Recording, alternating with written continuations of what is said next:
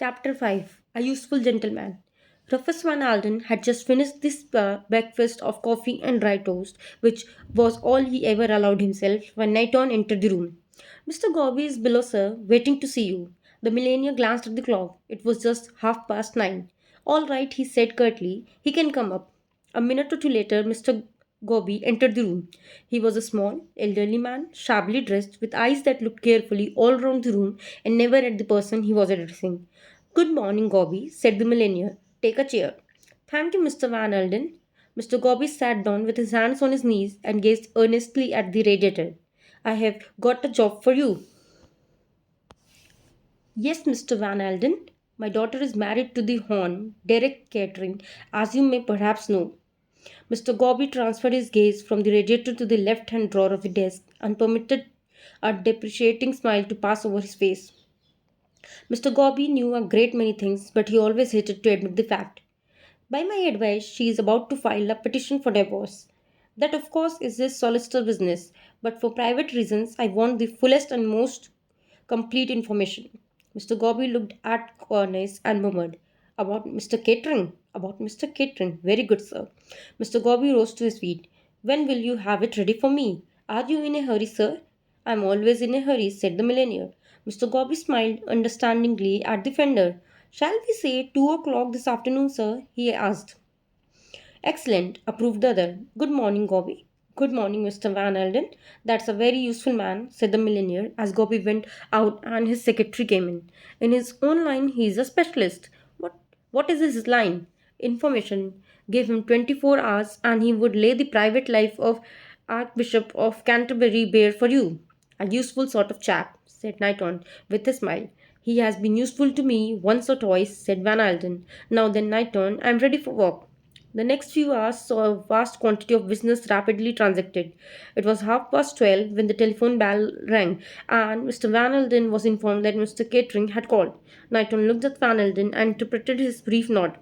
"Ask Mr. Catering to come up, please." The secretary gathered up his papers and departed. He and the visitor passed each other in doorway, and Derek Catering stood aside to let other go out. Then he came in, shutting the door behind him. "Good morning, sir. You are very anxious to see me, I hear." The lazy voice, with its slightly ironic inflection, roused memories in Valentine. There was charm in it. There had always been charm in it. He looked piercingly at his son in law. Derek Kettering was 34, lean of build, with a dark, narrow face, which had even now something indescribably boyish in it. "Come in," said Van Elton curtly. "Sit down." Kettering flung himself lightly into an armchair. He looked at his father in law with a kind of tolerant amusement. "Not seen you for a long time, sir," he remarked pleasantly. "About 2 years, I should say. Seen Ruth yet." "I saw her last night," said Van Alden. "Looking very fit, isn't she?" said the other lightly. "I didn't know you had much opportunity of judging," said Van Alden dryly. Derek Kettering raised his eyebrows. "Oh, we sometime met at the same night club, you know," he said airily. "I'm not going to beat about the bush," Van Alden said curtly. "I have advised Ruth to file a petition for divorce." Derek Kettering seemed unmoved. "How drastic," he murmured. "Do you mind if I smoke, sir?" He lit a cigarette and puffed out a cloud as he added nonchalantly, "And what did Ruth say?" "Ruth proposes to take my advice," said her father. "Does she really? Is that all you have got to say?" demanded Van Alden sharply. Kettering flicked his eyes into the grate. "I think you know," he said with a detached air, "that she's making a great mistake." "From your point of view, she doubtless is," said Van Alden grimly. "Oh, come now," said the other. "Don't let it be personal. I really wasn't thinking of myself at the moment. I was thinking of Ruth. You know, my poor old governor really can't last much longer. All the doctors say so. Ruth had better give it a couple more years than I shall to Lord Leconberry, and she can be Chalatine of Leconberry, which is what she married for." "I won't have any of your darned impudence," roared Van Alden. Derek Catering smiled at him unmoved. "I agree with you. It's an obsolete idea," he said. "There's nothing in title nowadays. Still, Leconberry is a very fine old place, and after all, we are one of the oldest families in England. It will be very annoying for Ruth if she divorces me to find me marrying again and some other woman queening it at Leconberry instead of her." "I'm serious, young man," said Van Alden. "Oh, so am I. said Catherine. I am in very low water financially. It will put me in a nasty hole if Ruth divorces me, and after all, if she has stood it for 10 years, why not stand it a little longer? I give you my word of honor that the old man can't possibly last out another 18 months. And as I said before, it's pity Ruth didn't get what she married me for. You suggest that my daughter married you for your title and position. Derek Kettering laughed a laugh that was not all amusement. You don't think it was a question of love match? He asked. I know, said Van Alden slowly, that you spoke very differently in Paris 10 years ago. Did I? Perhaps I did. Ruth was very beautiful, rather like an angel or a saint or something that had stepped down from a niche in a church. I had fine ideas. I remember of turning over a new leaf, of settling down and living up to the highest traditions of English home life with a beautiful wife who loved me. He laughed again, rather more discordantly. But you don't believe that, I suppose, he said. I have no doubt at all that you married Ruth for her money, said Van Alden unemotionally. And that she married me for love, asked the other ironically. Certainly, said Van Alden. Derek Kettering stared at him for a minute or two, then he nodded reflectively. I see you believe that, he said. So did I at the time. I can assume you, my dear father in law, I was very soon undeceived. I don't know what you are getting at, said Van Alden, and I don't care. You have treated Ruth darned badly. Oh, I have, agreed Kettering lightly, but she's tough, She is your daughter. Underneath the pink and white softness of her, she's as hard as granite. You have always been known as hard men, so I have been told by Ruth is harder than you are. You, at any rate, love one person better than yourself. Ruth never has and never will. That is enough, said Van Alden. I asked you here so that I could tell you fair and square what I meant to do. My girl has got to have some happiness, and remember this, I am behind her. Derek Kettering got up and stood by the mantelpiece. He tossed away his cigarette. When he spoke, his voice was very quiet. What exactly do you mean by that, I wonder? He said. I mean, said Van Alden, that you had better not try to defend the case. Oh, said Kettering, is that a threat? You can take it any way you please, said Van Alden. Kettering drew a chair up to the table. He sat down, fronting the millionaire. And supposing, he said softly, that just for argument's sake, I did defend the case. Van Alden shrugged his shoulders.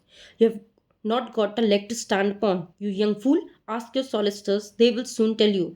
Your conduct has been notorious, the talk of London. Ruth has been kicking up a row about Myrtle, I suppose. Very foolish of her. I don't interfere with her friends. What do you mean? Said Van Alden sharply. Derek Kettering laughed. I see you don't know everything, sir, he said. You are perhaps naturally prejudiced. He took up his hat and stick and moved towards the door. Giving advice is not much in my line, he delivered his final thrust. But in this case, I should advise most strongly perfect frankness between father and daughter. He passed quickly out of the room and shut the door behind him just as Millennium sprang up. Now, what the hell did he mean by that? Said Van Alden as he sank back into his chair again. All his uneasiness returned to full force.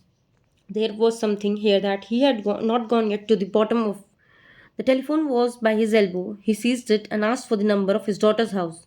Hello, hello. Is that Mayfair 81907?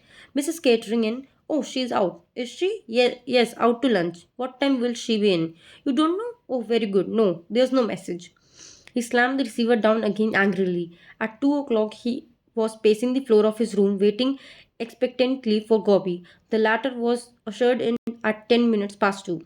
Well, barked the millionaire sharply. But little Mr. Gobby was not to be hurried. He sat down at the table, produced a very shabby pocket book, and proceeded to read from it in a monotonous voice. The millionaire listened attentively with an increasing satisfaction.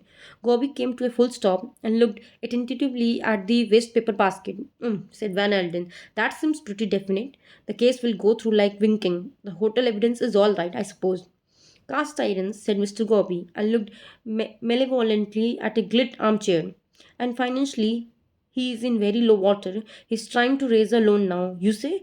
Has already raised practically all he can upon his expectations from his father. Once the news of the divorce gets out, he won't be able to raise another cent. And not only that, his obligations can be bought up and pressure can be put upon him from that quarter.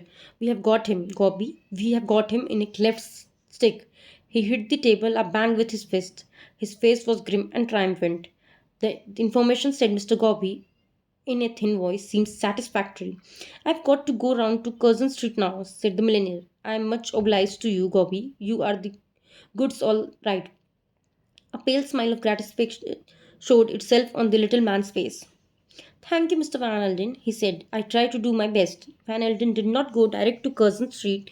He went first to the city, where he had two interviews which added to his satisfaction. From there, he took the to Down Street. As he was walking along Curzon Street, a figure came out of number 160 and turned up the street towards him, so that they passed each other on the pavement. For a moment, the millionaire had fancied it might be Derek Kettering himself. The height and build were not unlike, but as they came face to face, he saw that the man was a stranger to him. At least, no, not a stranger. His face awoke some call of recognition in the millionaire's mind, and it was associated definitely with something unpleasant. He cudgeled his brain in vain, but the thing eluded him. He went on, shaking his head irritably. He hated to be baffled. Ruth Kettering was clearly expecting him. She ran to him and kissed him when he entered. Well, Dad, how are things going? Very well, said Van Alden, but I have got a word or two to say to you, Ruth. Almost insensibly, he felt the change in her. Something shrewd and watchful replaced the impulsiveness of her greeting. She sat down in a big armchair. Well, Dad, she asked, what is it? I saw your husband this morning, said Van Alden. You saw Derek? I did. He said a lot of things, most of which were darn cheek. Just as he was leaving, he said something that I didn't understand. He advised me to be sure that there was perfect frankness between father and daughter. What did he mean by that, Ruthie? Mrs. Catering moved a little in her chair. I don't know, Dad. How should I? Of course you know, said Van Alden. He said something else about his having his friends and not interfering with yours. What did he mean by that? I don't know, said Ruth Kettering again. Van Alden sat down. His mouth set itself in a grim line. See here, Ruth, I am not going into his with my eyes closed. I am not at all sure that the husband of yours doesn't mean to make trouble. Now he can't do it, I am sure of that. I have got the means to silence him, to shut his mouth for good and all. But I have got to know if there's any need to use those means. What did he mean by your having your own friends? Mrs. Catering shrugged her shoulders. I've got lots of friends, she said uncertainly. I don't know what he meant, I am sure. You do, said Van Alden. He was speaking now as he might have spoken to a business adversary. I will put it plainer. Who is the man? What man? The man.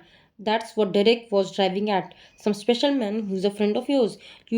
Needn't worry, honey. I know there is nothing in it, but we have got to look at everything as it might appear to the court. They can twist these things about a good deal, you know. I want to know who the man is and just how friendly you have been with him. Ruth didn't answer. Her hands were knitting themselves together in intense nervous absorption. Come, honey, said Van Alden in softer voice. Don't be afraid of your old dad. I was not too harsh, was I? Even that time in Paris, by gosh. He stopped thunderstruck. That's who it was, he murmured to himself. I thought I knew his face. What are you talking about, Dad? I don't understand. The millionaire strode across to her and took her firmly by the wrist. See here, Ruth, have you been seeing that fellow again? What fellow? The one we had all that fuss about years ago. You know who I mean well enough. You mean she hesitated. You mean the Comte de la Roche? Comte de la Roche, snorted Van Alden. I told you at that time the man was no better than a swindler. You have entangled yourself with him then very deeply, but I got you out of his clutches. Yes, you did, said Ruth bitterly, and I married Derek Kettering. You wanted to, said the millionaire sharply. She shrugged her shoulders. And now, said Van Alden slowly, you have been singing away again. After all I told you, he has been in the house today. I met him outside and couldn't place him for the moment. Ruth Kettering had recovered her composure. I want to tell you one thing, Dad. You are wrong about Armand. The Comte de la Roche, I mean, oh. I know there were several regrettable incidents in his youth. He has told me about them, but well, he has cared for me always. It broke his heart when you parted us in Paris, and now she was interrupted by the snort of indignation her father gave. So you fell for that stuff, did you? You, a daughter of mine. My God. He threw up his hands. That woman can be such a darn fool.